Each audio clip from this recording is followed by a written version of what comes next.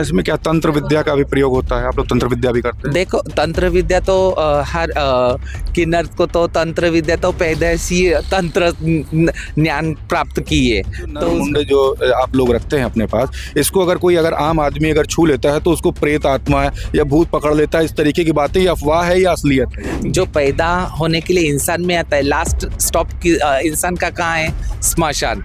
तो इसलिए अघोर शमशान से, मसान काली से प्राप्त की जाती है। एक किन्नर को पसंद नहीं करते, इसलिए किन्नर का जीवन बचपन से काल कोठरी से निकला हुआ है। उनको विधि विधान की जरूरत होती है, सबको संन्यास लेने की जरूरत होती है। किन्नर तो जन्म से ही सन्यासी है।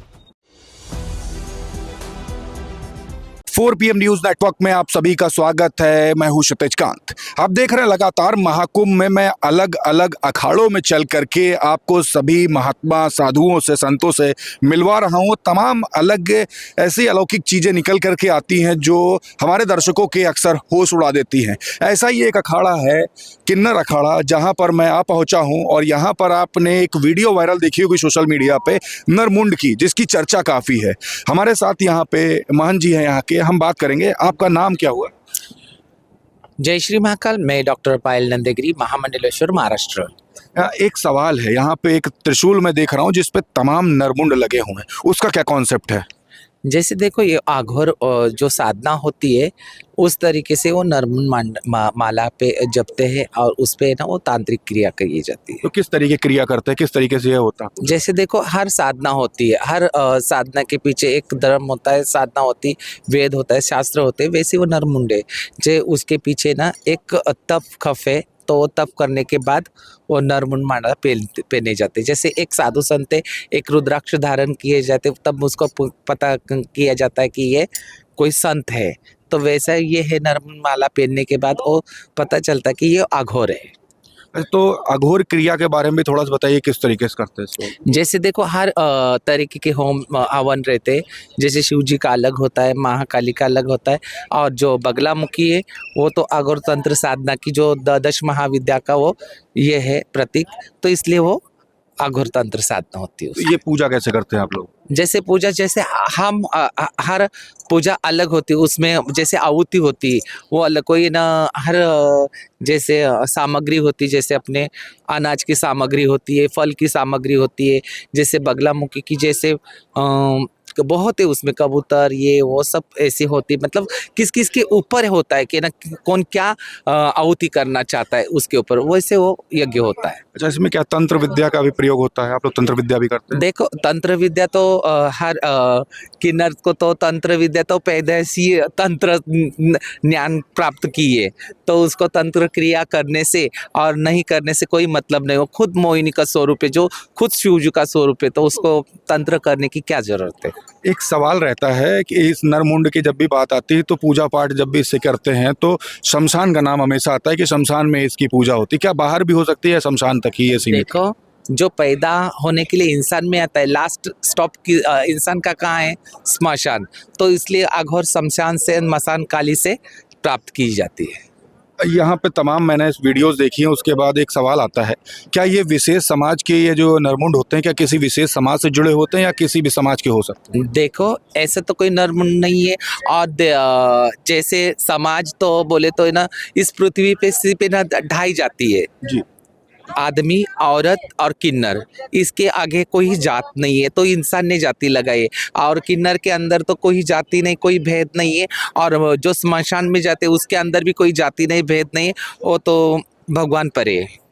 अच्छा, ये आपकी जो कि ये अखाड़ा है, इसकी स्थापना 2013 में हो जाती है। उससे पहले की जो स्थिति थी उसमें जो किन्नर समाज था काफ़ी भटकते थे, इस तरीके की बातें होती, और उसके बाद काफ़ी उत्थान हुआ है। तो क्या चीज़ें इफेक्ट पड़ी हैं, क्या नया हुआ है, और क्या चीज़ों की अभी भी कमी है जो आप सोचते हैं कि अच्छा होना चाहिए?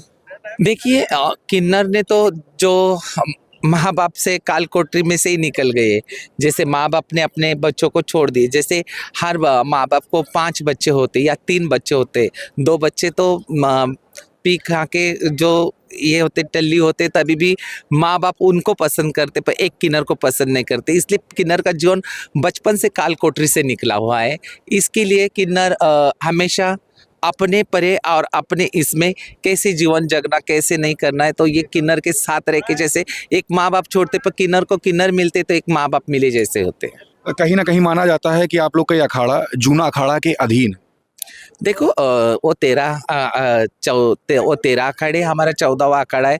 पर हम जूना अखाड़े के साथ विलीन हो गए, सम ये हुआ है, तो हम 14 जूना अखाड़े के साथ है। हमारा जो भी कर्म कांड है, जो भी विधि विधान है, वो जूना अखाड़े के साथ करेंगे। आप लोग को सबसे खास गढ़ माना जाता है भगवान शिव का, भगवान भोले का सबसे पहला और सबसे खास गढ़ माना जाता है, इस तरह की मान्यता है।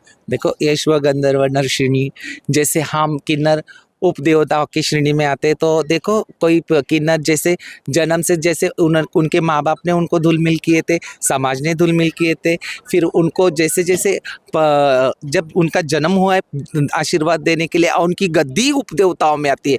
जब वो किन्नर पैदा होता है, इसलिए तो किसी को मालूम नहीं था कि ना ये कौन क्या है क्या नहीं, उनके खुद के माँ बाप ने उनको छोड़ दिया था। फिर जैसे जैसे ना कोई हमारे में पढ़े लिखे, जैसे लक्ष्मी नारायण त्रिपाठी जी है, जैसे गौरी सावंत, उन्होंने पिटीशन डाल के जो समाज को दिखाया कि ना ये सारे हम कुछ कर सकते, हम भी आपका अंश है, हमें दुर्लक्षित मत कीजिए। तभी ये जाके ये साधु संत का ये सब का अखाड़ा जैसे हमने हमारा वजूद ले लिया। अच्छा, एक सवाल और भी है। तमाम जो किन्नर समाज के लोग हमारे आम जीवन में, यहाँ तमाम आपके भक्त खड़े हुए हैं रहते हैं, तो क्या कोई खास क्रिया होती है किन्नर अखाड़े जुड़ने की? क्योंकि अलग अलग अखाड़ों में पहले संन्यास धारण करना पड़ता है, फिर ज्वाइन करते हैं, जुड़ते हैं। क्या अपने अखाड़े में जुड़ने के लिए कोई खास तरीका है? देखो उनको विधि विधान की ज़रूरत होती है, सबको संन्यास लेने की ज़रूरत होती है। किन्नर तो जन्म से ही सन्यासी है, तो उनको संन्यास लेने की कोई ज़रूरत नहीं रहती। हाँ, पर एक कर्मकांड या विधि विधान होते, उस विधि विधान से वो लिखा है, जैसे हर शास्त्र में, हर इसमें, तो वो शास्त्र के पूर्ण वो महामंडलेश्वर महंत, श्री महंत ऐसी उपाधि लेते हैं। एक आखिरी सवाल करूंगा। यहाँ पे तमाम आपके चाहने वाले भी खड़े हुए हैं, तमाम भक्तगण खड़े हुए हैं, तमाम मान्यता होती है। एक मान्यता है, हम सबके बचपन सिखाया गया कि आपके तरफ से जो लक्ष्मी जो मिलती है वो अपने गुल्लक में, अपने तिजोरी में रखे तो हमेशा घर बार बना रहता, फलता फूलता है। ये क्या कॉन्सेप्ट है? देखो हम तो अर्धनारी नटेश्वर बोले तो शिव जी के पृथ्वी पे और हर इसमें शिव शक्ति के बिना कोई यही नहीं है। और रही बात कुबेर महाराज जी, जो कुबेर महाराज जी तो लक्ष्मी का ही है, लक्ष्मी हमारे हाथ में और शिव शक्ति और मोहिनी का रूप बोले तो हमें, इसलिए हम एक भी कॉइन या कुछ भी मट्टी भी उठा के दे तो उसका सोना बोले तो उनका आत्मा बोलता है कि ना मेरा सब काम हो सकता है। बोलते आत्मा से सोना भी दिया नहीं दिया तो उसके दिल में पाप रहेगा तो कोई काम का नहीं है, और मिट्टी भी उठा के दिया वो आत्मा से और अच्छे मन से लिया तो सोना बन सकता है। एक मिथ्या है जो तमाम लोगों के दिल में रहती है, जो नर मुंड जो आप लोग रखते हैं अपने पास, इसको अगर आम आदमी अगर छू लेता है तो उसको प्रेत आत्मा या भूत पकड़ लेता है। इस तरीके की बातें, ये अफवाह है या असलियत है? देखो सच्चे मन से पकड़े तो कुछ नहीं होता, बुरे मन से पकड़े, अपने दिल में डर लेके पकड़े तो सब कुछ पकड़ लेता है। तो क्या आप लोग इस नरमुंड से बातचीत भी कर लेते हैं? देखो बातचीत से सबसे बड़ा भूत तो इंसान ही है। आप मेरे से बात कर रहे हैं तो यही है, ये तो ठीक है, ईश्वर की देन है, उनसे क्या है, वो तो ईश्वर को प्यारे, उनसे क्या बात है, उनसे क्या चित है, अपने मन से ये करना सब मिल जाता है। बहुत बहुत धन्यवाद आपका। तो आप देख रहे हैं हम किन्नर अखाड़ा में थे, तमाम सवाल थे हमारे, और पब्लिक से जुड़े हुए वो सवाल जो लगातार हमसे पूछे जाते हैं, जो कमेंट बॉक्स में रहते हैं, वो सवाल हमारे बीच में थे। आपने देखा कि किस बेबाकी से बात की हमसे। आप भी अपने सवाल कमेंट बॉक्स में लिखिए। आपके सवाल आपके महंत से पूछे जाएंगे, आपके अखाड़े में, आपके चाहने वाले अखाड़ों में हम चलेंगे और चल करके आपके सवाल ज़रूर पूछे जाएंगे। जुड़े रहिएगा 4PM न्यूज़ नेटवर्क के साथ। मैं हूं क्षितिज कांत, कैमरा पर्सन शुभम के साथ 4PM न्यूज़ नेटवर्क के लिए। धन्यवाद।